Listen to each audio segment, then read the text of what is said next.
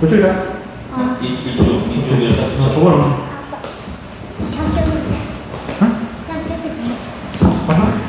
나가?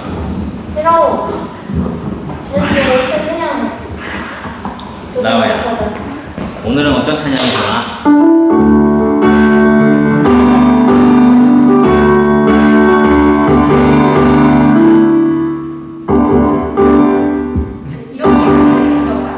아, 이거 주의를 다시 한번 맞춰.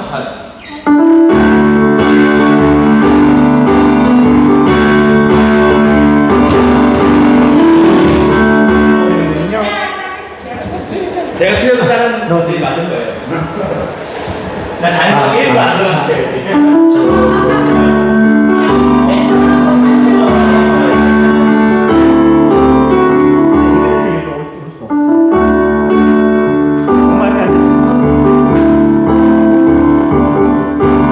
난 남인네부터 할까?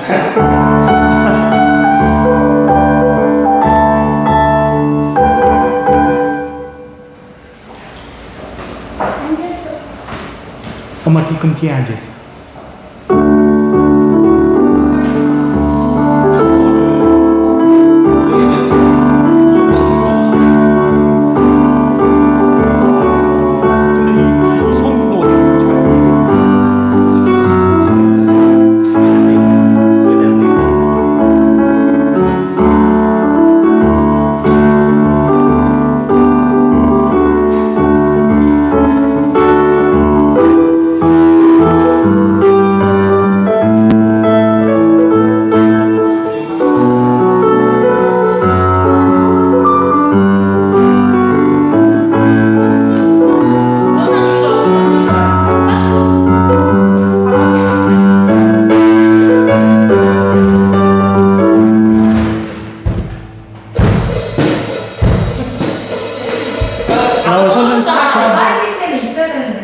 그러니까 그리고 저 이거 처음 것도 마지막에 탁 가난해질 때 드럼 들어가다 싹 빠지는 느낌이 있어야 되는데 맞아.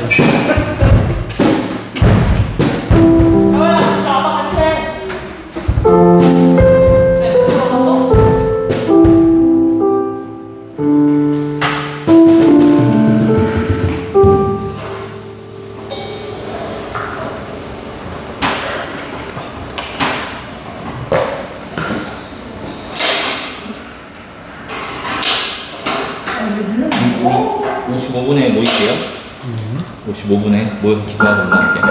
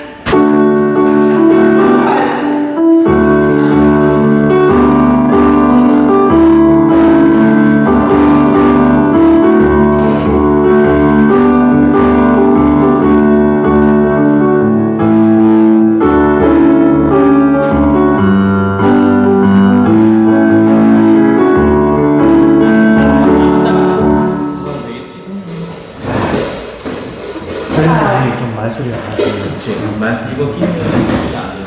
뭐 몰려와서.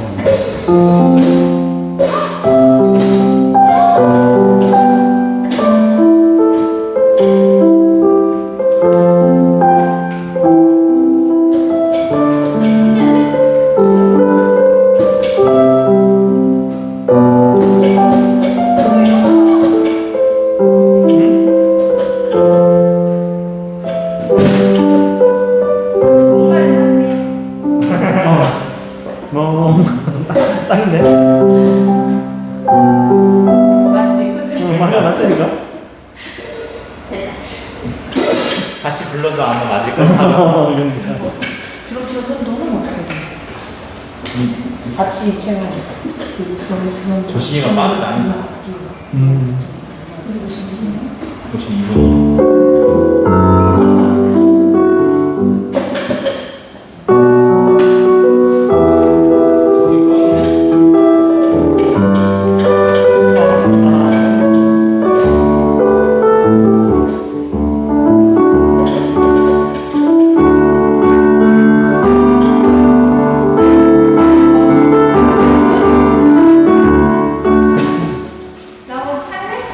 뭐 있을 거야?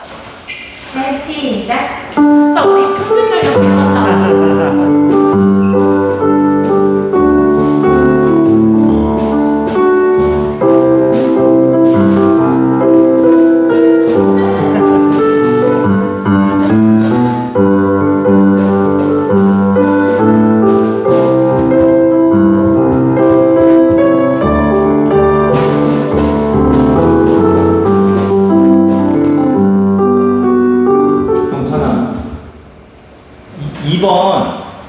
이번에 1절에 수령 한 번만 하고 2절에 수령 2번만 할 거야.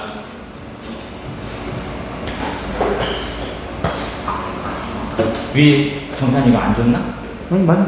경찬이 가져갔니? 악보? 아, 오케이.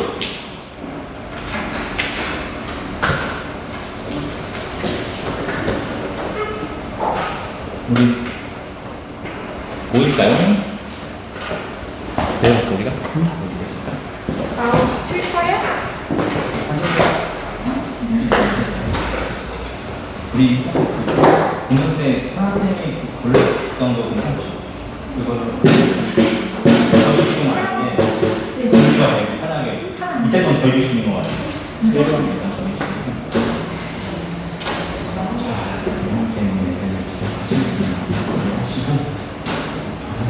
자, 이렇게 하시고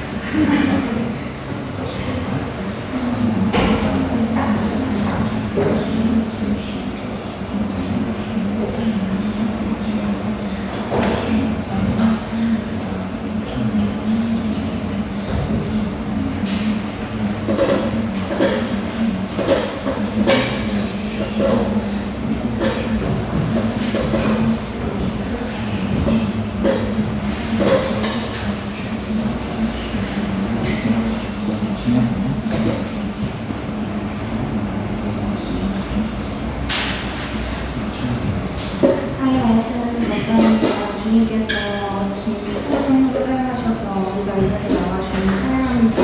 그곳에서 우리들만 찬양하는 것이 아니라 주님께서 기쁘게 받으실 수 있는 주님이 함께 뛰어노는 시간이 될 수 있도록 주님께서 이 시간을 동행하게 주시고 그런 아버지 영광을 내주시고 찬양하는 사람들의 목소리와 또 운동하는 분도 가운데에서도 주님께서 함께 하시는 그런 찬양을 될 수 있도록 영광을 주시옵소서.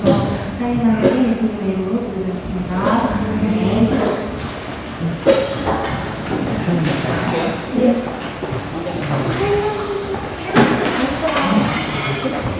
우와, 같이 해. 아니, 누를까봐 그랬어요. 누를까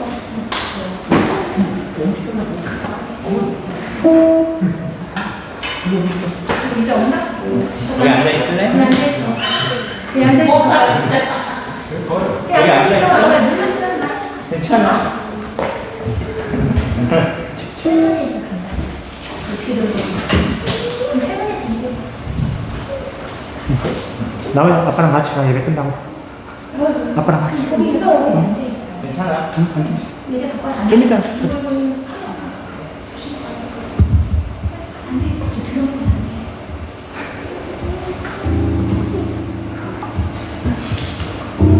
할렐루야.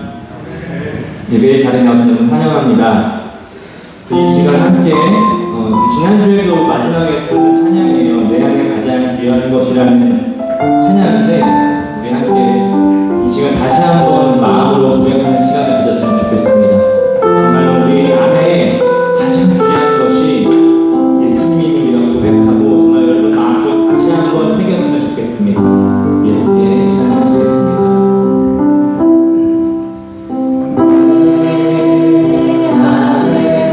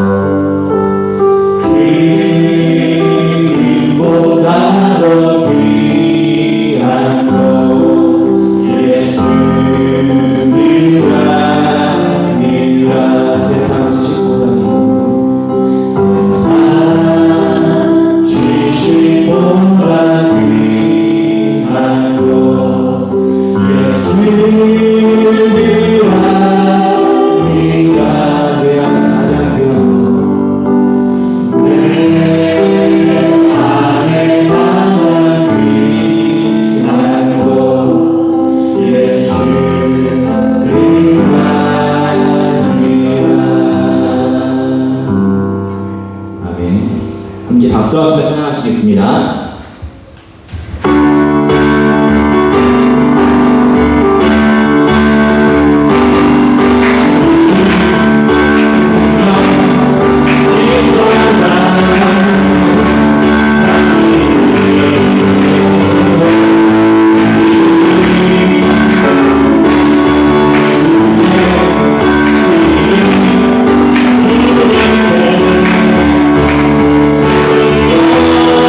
주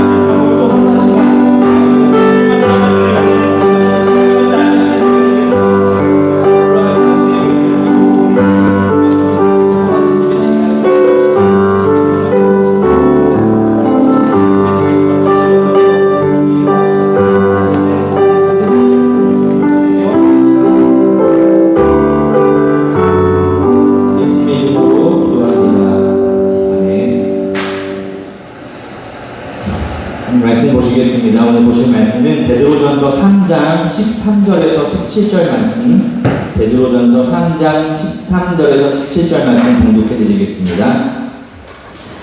그러므로 여러분이 열심으로 선한 일을 하면 누가 여러분을 해치겠습니까? 그러나 정의를 위하여 고난을 받으면 여러분은 복이 있습니다. 그들의 위협을 무서워하지 말며 흔들리지 마십시오. 다만 여러분의 마음속에 그리스도를 주님으로 모시고 거룩하게 대하십시오. 여러분이 가진 희망을 설명하여 주기를 바라는 사람에게는 언제나 답변할 수 있게 준비를 해 두십시오. 그러나 온유함과 두려운 마음으로 답변하십시오. 선한 양심을 가지십시오. 그리하면 그리스도 안에서 행하는 여러분의 선한 행실을 욕하는 사람들이 여러분을 헐뜯는 그 일로 부끄러움을 당하게 될 것입니다.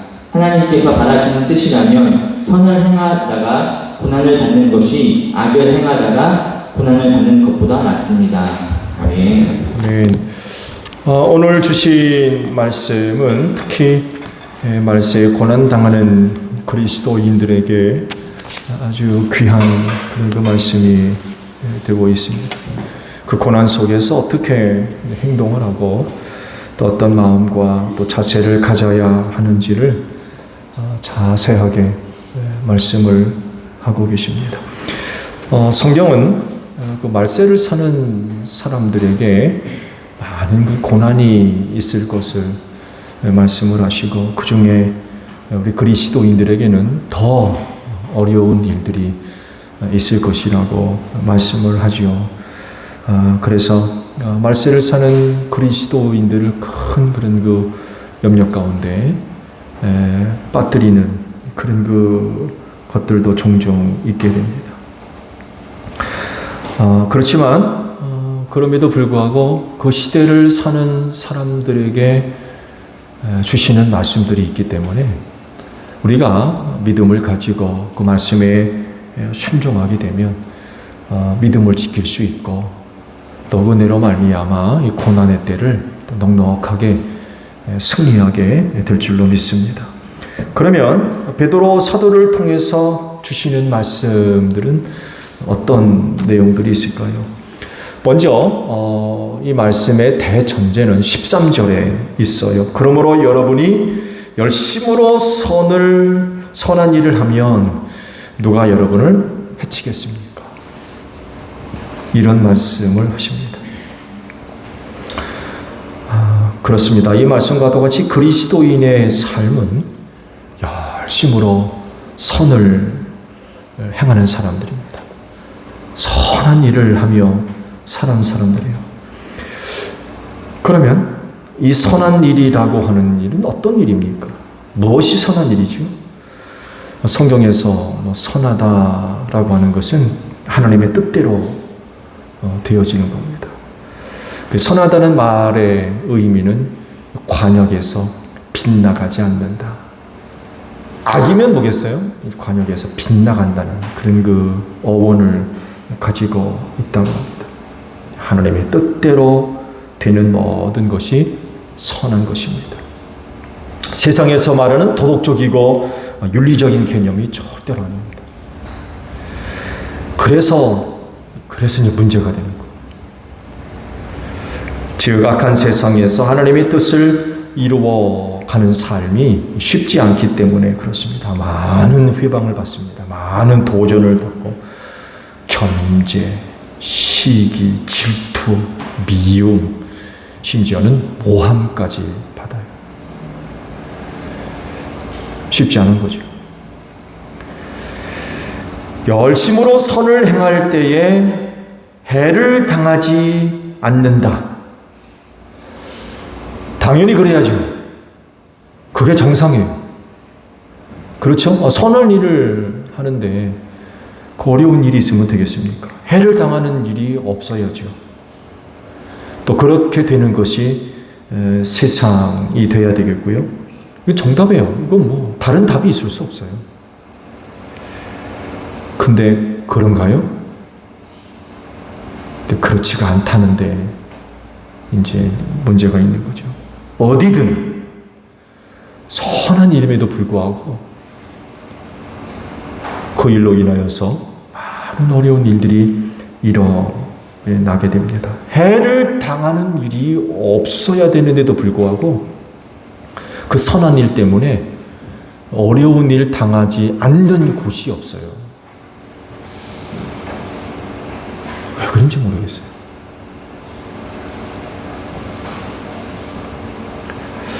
이럴 때 그리스도인은 어떤 마음과 어떤 태도를 취할 것이냐를 두고 성경이 몇 가지를 말씀을 하셨어요. 먼저 이런 고난은 복이 있다라고 말씀하세요. 뜻밖의.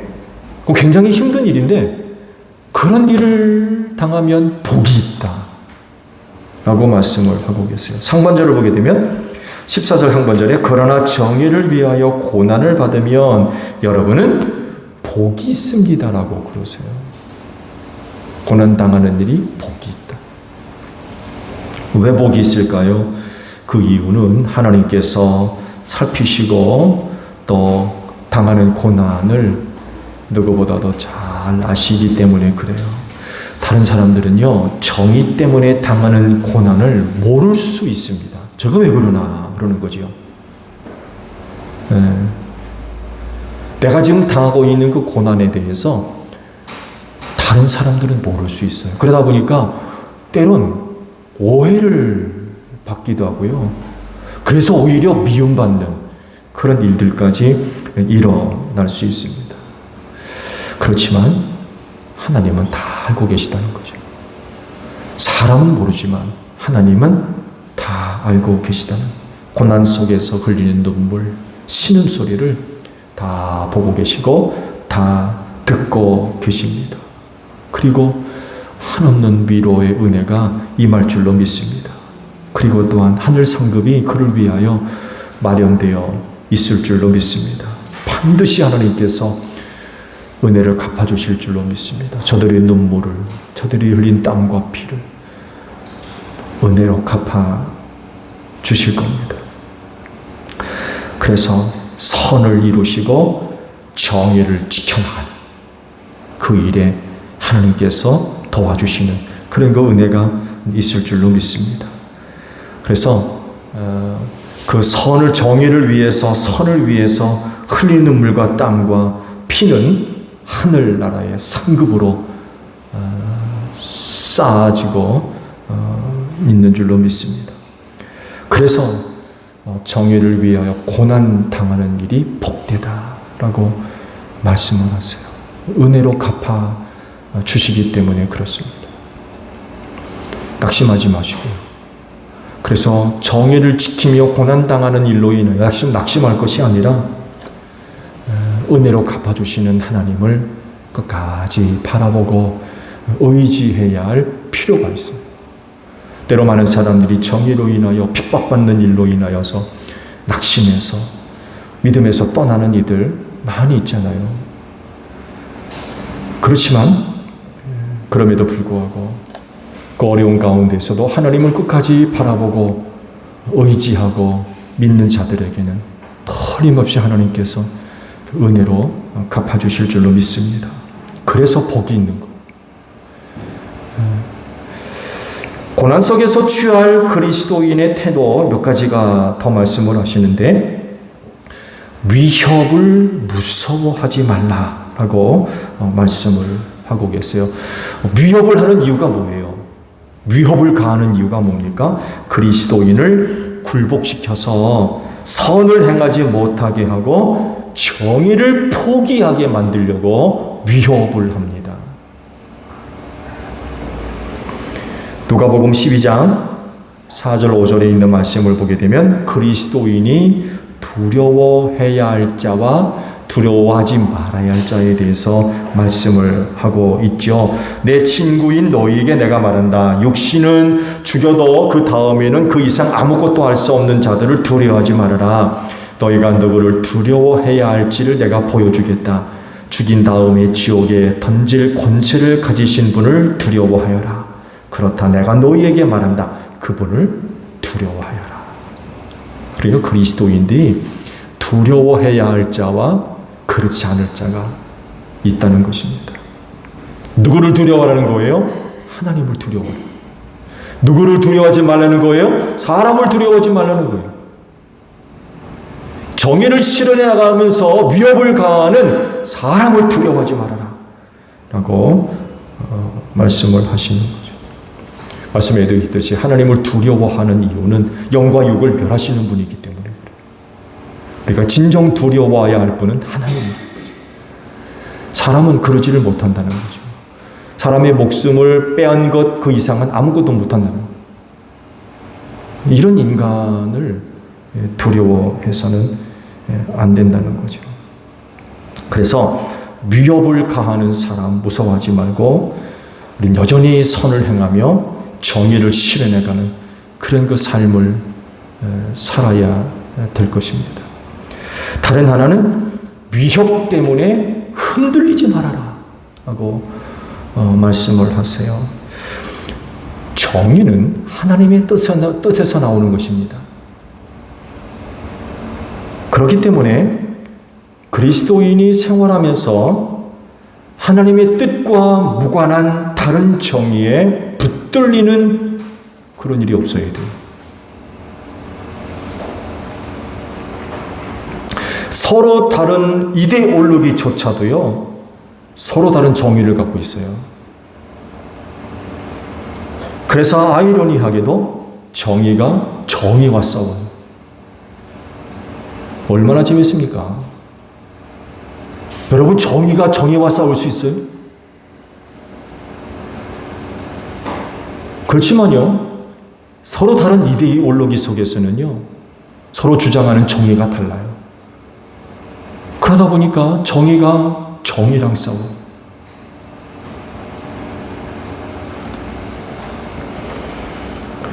각 지역마다, 문화마다, 각 시대의 가치마다 주장하는 정의가 달라요. 상황에 따라서 정의가 달라지기도 합니다. 그렇기 때문에 그리스도인은 이런 세속적 정의에 빠지면 안 돼요. 그리스도인의 정의는 하나님의 뜻에서 발견되어지는 겁니다. 헛된 정의에 속지 마세요. 이용당하지 마시고, 그리스도인은 하나님의 뜻에 근거한 참된 정의를 세우고 그것을 지켜나가는 것입니다. 그런데 문제가 되는 건 위협을 받는다는 거예요. 이것 때문에. 이럴 때 흔들리지 말라는 거죠. 흔들리지 말아요. 흔들리면 정의를 지키겠습니까? 흔들리면 정의를 실현해 갈 수 있나요? 포기할 겁니다. 그 정의 버릴 수밖에 없어요. 흔들리니까. 그래서 그리스도인이 정의를 지켜나갈 때에 꼭 필요한 것이 있습니다. 그건 무엇보다도 하나님을 향한 사랑과 신뢰가 절대적으로 필요해요. 왜? 그리스도인이 붙잡고 실현해 나가야 할 정의는 하나님의 뜻 안에서 발견되는 것이기 때문에 그래요. 그래서 그 하나님을 사랑하지 않고 그 하나님을 신뢰하지 않으면은 그 정의를 실현해 나가지를 못하는 거예요. 도중에 중단돼 버리는 거죠. 무서워서 도망가든지 숨든지 포기하든지 이런 일들이 벌어지는 거예요. 그렇지만 하나님을 절대적으로 사랑하고 믿는 믿음에서 흔들리지 아니하면 하나님의 뜻 안에서 발견되어 이런 정의도 끝까지 지킬 수 있어요. 위협에 굴하지 않는 거죠. 어떤 위협이 와도 흔들리지 않는 거예요. 정의 편에 서는 거죠. 그 정의 위에 굳건히 서는 거죠. 아무리 어렵고 힘들고 심지어는 목숨의 위협이 있다 할지라도 포기할 수 없는. 왜? 하나님을 사랑하고 그분을 믿기 때문에 그래요. 이게 무서운 거예요. 우리 그리스도인들에게 바로 이런 게 필요한, 세상의 정의가 아니라 하나님의 정의를 실현해 가야 할 그리스도인들이기 때문에 무엇보다도 하나님께 대한 철저한 믿음, 뜨겁게 사랑하는 그 사랑이 그리스도인들 안에 자리하고 있어야 됩니다. 근데 반대로 말씀드린 대로 하나님의 사랑과 신뢰에 문제가 있게 되면 위협 앞에 굴복하게 되고 흔들려서 그 정의와 그 선을 버리게 돼요. 포기하는 거죠. 그리스도인은 이렇게 사는 사람들이 할 겁니다. 오늘 세대가 점점 불법화되어지는 세상 속에서 하나님의 정의를 실현하는 일들, 오늘 그리스도인들에게 중요한 의제로서 주어지고 있어요. 위협 앞에 흔들리지 않는 여러분들이 되시기를 바랍니다. 열심히 선을 행하세요. 세대가 아무리 어렵고 힘들어도 우린 열심히 선을 행해야 됩니다. 곧 하나님의 뜻을 실현해가는 그런 그 삶을 살아야 됩니다. 고난받는 거 싫어하지 마세요. 복이 있다고 그랬어요. 복이 있다. 틀림없이 복이 될 줄로 믿습니다. 정의를 실현해가면서 고난당할 때 오늘은 눈물을 흘리지만 내일은 기쁨이 되고 감사가 될 줄로 믿습니다. 불의를 행하면서 위협하는 자들 무서워하지 마세요. 그 위협 앞에 흔들리지 마시고요. 그럴 때일수록 하나님을 사랑하시고 믿으시기를 바랍니다. 그럴 때에 우리는 하나님의 그 선과 정의를 실현해 나갈 수 있는 힘을 얻게 될 줄로 믿습니다. 한 주간 동안도 하나님의 뜻을 힘써 이루어 나가는 여러분들이 되시기를 바랍니다. 기도하겠습니다. 세대가 점점 어두워져 가면서 불법화 되어져 가고 있습니다. 이런 세대 안에서 선을 행하는 일, 하나님의 정의를 실현해 나가는 일들이 얼마나 힘들어지고 있는지 모릅니다. 그렇지만 우리 그리스도인은 열심히 선을 행하는 자들입니다. 아무리 어려운 일을 당해도 하나님의 뜻을 이루어 나아가는 자들입니다. 힘 주시옵소서.